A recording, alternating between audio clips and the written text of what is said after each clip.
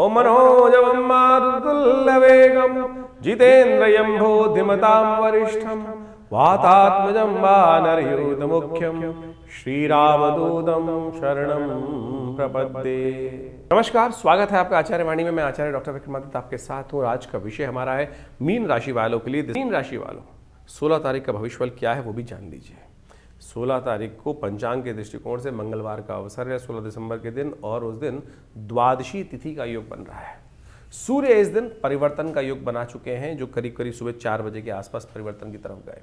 और ये परिवर्तन आपकी राशि के दृष्टिकोण से देखा जाए तो 1 महीने तक जो खर मास के समय में सूर्य का परिवर्तन का योग बन रहा है, यह आपके लिए राज्य, पद और बहुत सारे रुके हुए काम को सफलता की तरफ अग्रसित करने के योग बना सकता है।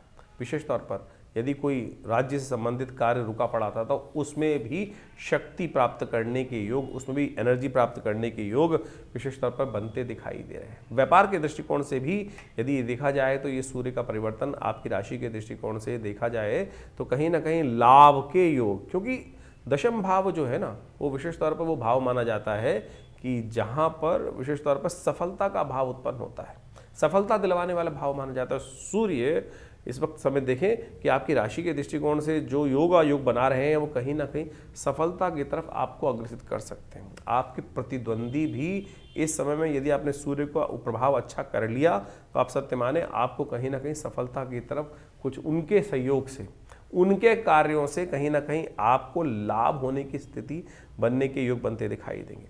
ऐसे में कुछ खास उपाय हैं, क्योंकि सूर्य कई बार कुंडली में नेगेटिव भी होते हैं, कमजोर स्थिति में बैठे होते हैं, राहु के साथ योग बना रहे होते हैं। तो ऐसे में सूर्य के प्रभाव को ठीक करने के लिए कुछ उपाय हैं जो आपको अवश्य करने का प्रयास करना चाहिए। छोटा सा काम बताने का प्रयास कर रहे हैं, वो आप अवश्य कीजिएगा। गंगा जल तो हर घर में होता है, थोड़ा गंगा जल से हर रोज़ स्नान कर लें। गंगा जल से स्नान यदि आप कर लें, कोई भी तीर्थ जल से स्नान इस समय में करना, थोड़ा बहुत हर रोज़ अपने ऊपर आच्छादित कर देना। ओम पवित्रा पवित्रो वा सर्वावस्थांगतोपि वा यह स्मृत, तो ये यदि आप कर लें तो सत्य माने ये सूर्य का प्रभाव बहुत अच्छे से आपको पॉजिटिव होने का योग बना देगा। गौशाला के अंदर कुछ ना कुछ अवश्य अपनी सामर्थ्य के अनुसार से सहयोग करने का प्रयास कीजिए। ये सूर्य आपको सफल बनाने के लिए है, और ध्यान कर लीजिएगा ये उपाय छोटा सा आपने यदि किया तो आपके लिए बहुत कल्याणकारी स्थिति उत्पन्न करने के योग दे सकता है। पिता के साथ संबंध ठीक रखने की ज़रूरत है। पिता वाले भाव में आ रहे हैं, पिता के लिए यदि साथ में है तो उनका सम्मान, उनका आशीर्वाद लेने का प्रयास करें। यदि नहीं है तो कभी कभी उनके लिए तर्पण कर दें, तो ये उनका जल इत्यादि देने का प्रयास कीजिए। अगर पिताजी आपके साथ सहयोग बना रहे हैं तो बहुत अच्छी बात है, दिवंगत हैं तो उनके लिए कभी कभी तर्पण कर दीजिए। इस समय किसी प्रकार से पिता तुल्य या पिता का साथ, पिता का आशीर्वाद आपके जो यदि मिल जाए तो आप समझें आपके लिए वारे न्यारे करने की स्थिति उत्पन्न हो सकती है। तो धनु संक्रांति जो है वो विशेष तौर पर होने को तैयार है और एक खर मास माना जाता है। इस बार 15 दिसंबर की रात्रि में करीब करीब 28 यानी सुबह 4 बजे, यानी आप मान के चलें 16 तारीख को सुबह 4 बजे सूर्य परिवर्तन की तरफ जा रहे हैं। संक्रांति सुबह 4 बजे होने के कारण से, रात्रि में सूर्यास्त होने के बाद से होने के कारण से इसका जो पुण्य है वो 16 तारीख को ही माना जाएगा। खरमास आरंभ हो रहा है, और खरमास में क्या होता है कि सूर्य की गति थोड़ी कम हो जाती है। और ये सूर्य की गति, सूर्य ऊर्जा के मालिक माने जाते हैं, सूर्य ऊर्जा के मालिक माने जाते हैं, संसार को चलाने वाले माने जाते हैं। और जो मीन राशि में और धनु राशि में जब सूर्य आते हैं, बृहस्पति की राशि में है, तो वो कहीं ना कहीं सूर्य की गति को कहीं ना कहीं कम होने के योग बन जाते हैं। लेकिन ऐसे में इस बार जो है वो सूर्य की गति कम नहीं करने देंगे बृहस्पति, क्योंकि बृहस्पति बिल्कुल सम्मुख बैठे हुए हैं सूर्य के, और वो बृहस्पति जो है उनका प्रभाव पूरी तरह से सूर्य में पड़ता दिखाई दे रहा है। तो ऐसे में आपको अपनी एनर्जी कम नहीं दिखाई देगी, थोड़ी सी एंजाइटी ज़्यादा रहेगी, तो थोड़ा द्वंद्व से फंसते बदलाव करें, इस बात का ध्यान रखें बिल्कुल कि सूर्य के बिल्कुल सम्मुख बृहस्पति महाराज अपनी राशि पर पूर्ण दृष्टि डालते दिखाई दे रहे हैं। तो ये खर नेगेटिव नहीं है, खर मास जो है ये पॉजिटिव ही बनता दिखाई दे रहा है। ऐसे में थोड़ा सा नित्यपति उपाय भगवान सूर्य का अवश्य करने का प्रयास करें। सबसे बड़ा उपाय हमने आपकी राशि के दृष्टिकोण से तो उपाय बताया ही है, लेकिन एक बात और ध्यान रखें, थोड़ी देर भगवान सूर्य का दर्शन अवश्य करें। हो सके तो एक तांबे के लोटे में थोड़ा जल लेकर और उसमें एक पीला पुष्प और साथ में थोड़ी सी रोली, लाल रंग की रोली जो मिलती है उसको डाल लीजिए और भगवान सूर्य का दर्शन करते हुए ओम अहे सूर्य सहस्त्रांशो तेजो राशि जगतपते अनुकंपाय माम भक्ता गणर्गम दिवाकरम भास्कराय नमः दिवाकराय नमः सूर्याय नमः। इन्हीं मंत्रों के द्वारा आप भगवान सूर्य को नित्यप्रति अर्घ देने का प्रयास करें। और ऐसे में कहा जाता है कि धनु की जो संक्रांति होती है उस समय में गर्म कंबल का दान, कपड़ों का दान, चप्पल का दान, जूते का दान, तिल का दान, गुड़ का दान यदि ब्राह्मणों को किया जाए, जरूरतमंद लोगों को किया जाए तो भगवान सूर्य के जितने भी कमज़ोर स्थिति ज्योतिष में बनी हुई है उन सबको ठीक करने की स्थिति बहुत बढ़िया उत्पन्न हो जाती है। तो ये छोटे छोटे उपाय हैं, इनको अवश्य करने का प्रयास कीजिए। देखिए परिवर्तन की स्थिति अवश्य आपके लिए सूर्य जो है इस बार हमने कहा नेगेटिव नहीं है, पॉजिटिव बनकर आ रहे हैं। तो इनका प्रभाव यदि मिल जाए, क्योंकि बृहस्पति की राशि में है, बृहस्पति से दृष्ट है, तो ऐसे में ये उपाय जो हमने आपको कहे हैं छोटे हैं लेकिन बिल्कुल बहुत बढ़िया लाभ आपको देने के योग बनाने वाले हैं। तो मीन राशि वालों 17 दिसंबर की गणनाएं भी समझ लें क्या कुछ करने जा रही हैं आपके साथ, क्या ग्रहों का योग बनने वाला है। बुधवार का अवसर है और उस दिन त्रयोदशी तिथि विद्यमान है। आपकी राशि में धनयोग की स्थिति अच्छी बनती दिखाई दे रही है और धनयोग के कारण से आपके लिए कहीं ना कहीं लाभ की स्थिति बन रही है। इस बात का आपको खास तौर पे ध्यान रखना चाहिए। धर्म का कार्य, जितने धर्मयुक्त रहोगे ना उतना ज़्यादा लाभ प्राप्ति के योग बन सकते हैं। ऐसे में हो सके तो इन दिनों विशेष तौर पे मन थोड़ा सा, क्योंकि चंद्रमा कमज़ोर स्थिति में आ रहे हैं तो मन थोड़ा सा डामाडोल हो सकता है। एक छोटा सा उपाय बताएं आपको, थोड़ा मंदिर का दर्शन कराइए। किसी भी तीर्थ स्थल में अवश्य जाने का प्रयास करना चाहिए और यदि तीर्थ स्थल में जाओगे तो देखना, और वहाँ जब भगवान का थोड़ा मंदिर ऊंचा होता है तो पौड़ी होती हैं, सीढ़ियाँ होती हैं, तो वहाँ थोड़ा नमन कर कर उनको पूजन करके आशीर्वाद लेकर भगवान की कृपा से आपके बहुत सारे कार्यों को ठीक करने में योग बन सकते हैं। बहुत छोटे छोटे उपाय हम आपको बताने का प्रयास कर रहे हैं। ग्रह योग आपकी राशि के दृष्टिकोण से, नहीं तो मन थोड़ा थोड़ा छोटी छोटी बातों से घबराने की स्थिति उत्पन्न हो सकती है। तो ये उपाय, तीर्थ यात्रा आपकी राशि के दृष्टिकोण से, मंदिर की यात्रा, धार्मिक स्थलों की यात्रा आपके लिए बहुत सुंदर योग बना सकती है। प्रदोष है इस दिन बुद्ध प्रदोष बन रहा है और बुद्ध प्रदोष कहा जाता है कि जो बुद्धि के तमाम संकट होते हैं उनको हरने वाला होता है।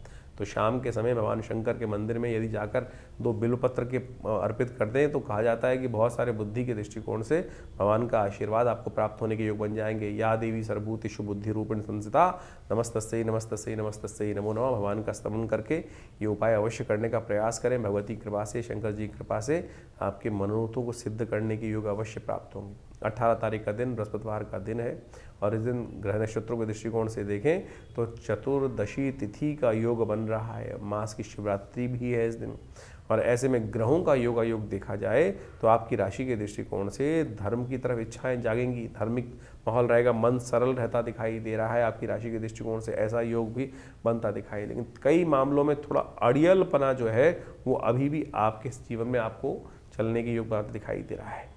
कहीं ना कहीं आपकी राशि के दृष्टिकोण से इन दिनों योग बन रहा है कि आने वाले समय में कुछ कहीं ना कहीं जो घर का या वाहन का कोई सुख प्राप्त होने की, नई दिशा में कुछ ना कुछ प्राप्त करने की इच्छा मन में जागती दिखाई दे रही है और आने वाले 3, 4, 5 महीनों में कुछ ना कुछ नई स्थिति के लिए कुछ ना कुछ कार्य होने के योग भी बहुत बढ़िया से आपकी राशि में बनने की स्थिति चल रही है।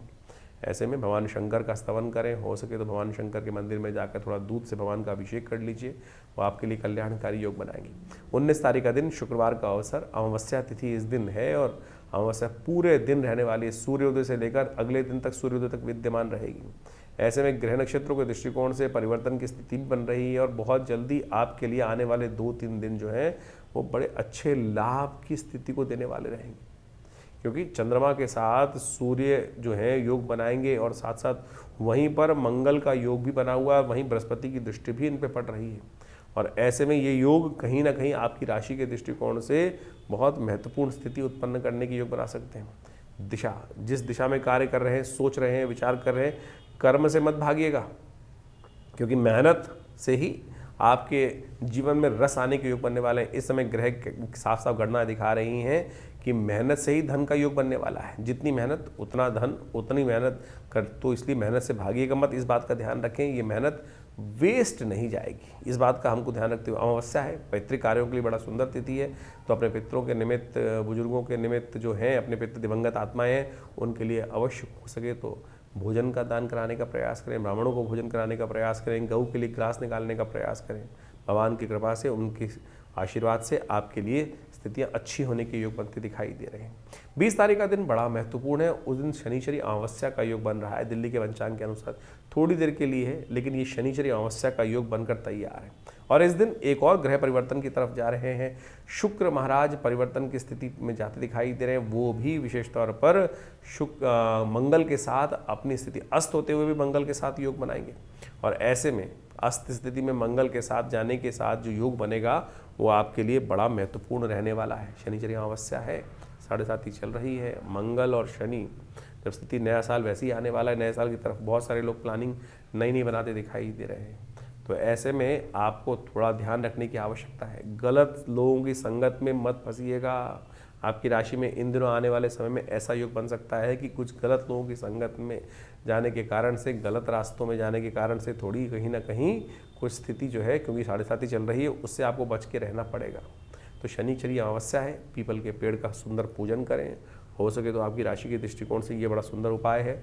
भगवान का सुंदर स्तवन करें, भगवान विष्णु का पूजन करें, पीपल के पेड़ के पास जाके थोड़े तिल अर्पित करने का प्रयास करें। भगवान की कृपा से कष्ट दूर होने के योग बनेंगे। तो इस प्रकार से आपने राशियों का जो प्रभाव समझा, उसके अनुसार से आपके दिनों पर दिन किस प्रकार से ग्रहों की चाल रहेगी, उसके अनुसार से अपने जीवन के कार्यों को हमें करने का प्रयास करना चाहिए। ज्योतिष एक प्रत्यक्ष विज्ञान है। ज्योतिष के अनुसार से इस बात को हमको अच्छे से समझ लेना चाहिए कि जो प्रभाव है वो विशेष तौर पर कहीं ना कहीं वो छाया पड़ रही है, वो सूर्य परिवर्तन की तरफ जा रहा है। जैसे बड़ा परिवर्तन होता है ना, जैसे गर्मी, सर्दी, बरसात, ये सब प्रभाव होता है तो प्रकृति पर इसके अनुकूल से प्रभाव पड़ते हैं। अब व्यक्ति विशेष के ऊपर से किस प्रकार का प्रभाव पड़ने के योग बनने हैं, वो विशेष तौर पर समझने की आवश्यकता है। जैसे क्षेत्र के अंदर बारिश हो रही है, उस क्षेत्र में हजारों लोग रहते हैं, करोड़ों लोग रहते हैं, लाखों लोग रहते हैं, उनके अपने अपने प्रभाव हैं। किसी के लिए वो वृष्टि अच्छी है, किसी के लिए वो सर्दी अच्छी है, किसी के लिए वही सर्दी रोग कारक हो जाती है। तो ये सारा का सारा बाइफिकेशन जो है वो राशियों के अनुसार से हम समझ सकते हैं। अपनी इंडिविजुअल जन्मपत्री के अनुसार से जितना इसको सूक्ष्म करते जाएंगे ज्योतिष को, उतना ज़्यादा ज्योतिष की गणनाओं का प्रत्यक्ष चमत्कार हमको अपने जीवन में देखने को मिल सकता है। तो इसलिए बहुत सारे लोगों के प्रश्न लगातार हमारे व्हाट्सएप पे भी आते रहते हैं और बहुत सारे लोग व्हाट्सएप पे वैसे भी भेजते रहते हैं कि हमारे जन्मपत्री के अनुसार से क्या कुछ जानना है। देखिए, जन्मपत्री को वृहद वर्णन करना परम आवश्यक है। देखिए, ऐसा कई बार क्या होता है कि हम सब लोग नेगेटिव चले जाते हैं ज्योतिष के अनुसार से। हमारे जीवन में हमें पता चला कि कुछ कष्ट के योग हैं, तो हम कहते हैं फिर ये बायस है, गलत है, कुछ ना कुछ। लेकिन देखिए, सब कुछ कर्म के हाथ में है। कर्म प्रधान विश्व रच राखा। जैसे आपके जीवन में जो भोग बन रहे हैं, जो कुछ योग आपके समक्ष आ रहे हैं, वो सब कर्म का ही प्रभाव है। शुभ कर्म करेंगे तो शुभ फल आएगा और अशुभ करेंगे तो अशुभ का योग बनेगा। तो इसी प्रकार से आपके जीवन में यदि कोई ग्रहों का अशुभ प्रभाव बनकर आ रहा है, उसको ठीक करने के लिए सही कर्म, सही दिशा पकड़ना ही वास्तविक तौर पर सही कर्म करना है।